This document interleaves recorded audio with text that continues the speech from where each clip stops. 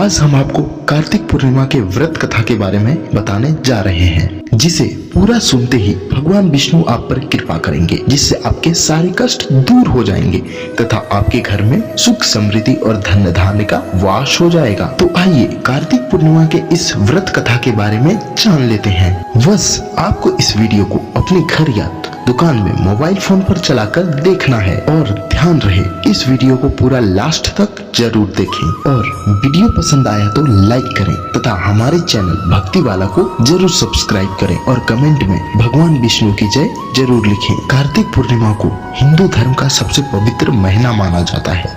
यूँ तो पूर्णिमा प्रत्येक मास के शुक्ल पक्ष के 15वें दिन होता है, लेकिन कार्तिक मास की पूर्णिमा को बहुत ही महत्व दिया गया है। इस दिन हिंदू धर्म में गंगा स्नान की भी परंपरा है। गंगा स्नान करने के पश्चात सूर्य देव को अर्घ्य अवश्य देना चाहिए। मान्यता है कि ऐसा करने से मनुष्य को अपने किए गए पापों से मुक्ति प्राप्त होती है। कार्तिक पूर्णिमा के दिन स्नान आदि करके गरीबों को कुछ न कुछ दान करना चाहिए। ऐसा करने से उसका 1000 गुना फल प्राप्त होता है। इस दिन बहुत सारे लोग व्रत भी करते हैं। व्रत का संकल्प लिया जाता है और फलाहार किया जाता है। भगवान विष्णु और माता लक्ष्मी की पूजा की जाती है। कई जगह पर भगवान श्री कृष्ण के विग्रह की पूजा की जाती है। इस विशेष दिवस पर भगवान शिव की भी पूजा करने का विधान है, क्योंकि उन्होंने आज के दिन ही तारकासुर नाम राक्षस का वध किया था। तो मेरे प्रिय मित्रों, चलिए अब हम कार्तिक पूर्णिमा के व्रत कथा के बारे में जानते हैं। पौराणिक कथाओं के अनुसार तारकासुर नामक एक राक्षस था, जिसके 3 पुत्र थे, तारकक्ष, कमलाक्ष और विधुनमलि। तारकासुर बहुत ही बलवान था।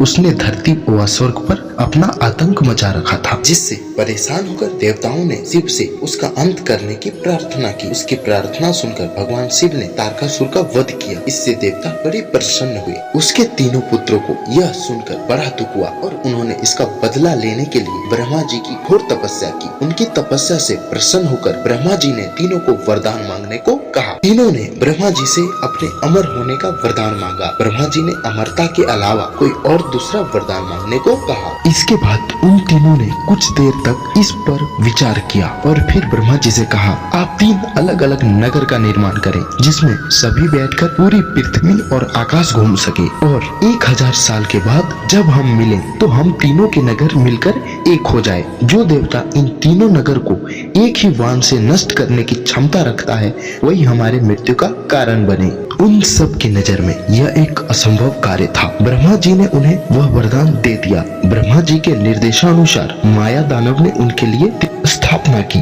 तारकक्ष के लिए सोने का, कमलाक्ष के लिए चांदी का और विंध्याचल के लिए लोहे का नगर बनवाया। तीनों ने मिलकर तीनों लोगों पर अपना अधिकार जमा लिया। इंद्र देवता इन तीनों राक्षसों से बहुत भयभीत हुए और भगवान शंकर के शरण में गए। इंद्र की बात सुनकर भगवान शिव ने इन दानवों को नाश करने के लिए एक दिव्य रथ का निर्माण किया। इस दिव्य रथ की हर एक चीज देवताओं से बनवाई गई थी। चंद्रमा और सूर्य पहिया बने, इंद्र, वरुण, यम और कुबेर रथ के घोड़े बने, हिमालय धनुष बने और शेषनाग प्रत्यंचा बने। भगवान शिव खुद वान बने और वान की नोक अग्निदेव बने। इस दिव्य रथ पर भगवान शिव स्वयं सवार हुए। देवताओं से बने इस रथ और तीनों भाइयों के बीच भयंकर युद्ध हुआ। युद्ध करते समय प्रभु लीला से एक समय ऐसा आया जब तीनों रथ एक ही सीधा में आ गए। जैसे ही तीनों रथ एक सीधा में आए, उसी समय भगवान शिव ने अपने बाण छोड़े, तीनों का नाश कर दिया।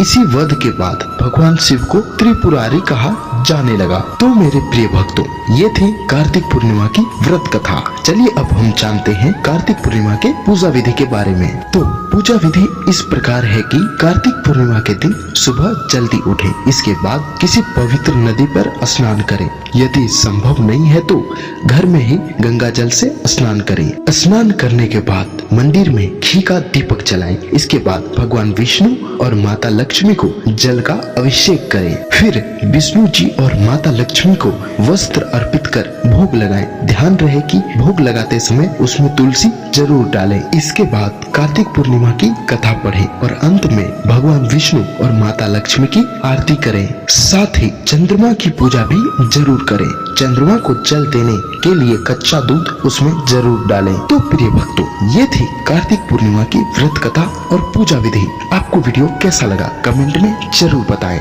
और अगर वीडियो पसंद आया तो लाइक तथा हमारे चैनल भक्ति वाला को जरूर सब्सक्राइब करें। धन्यवाद।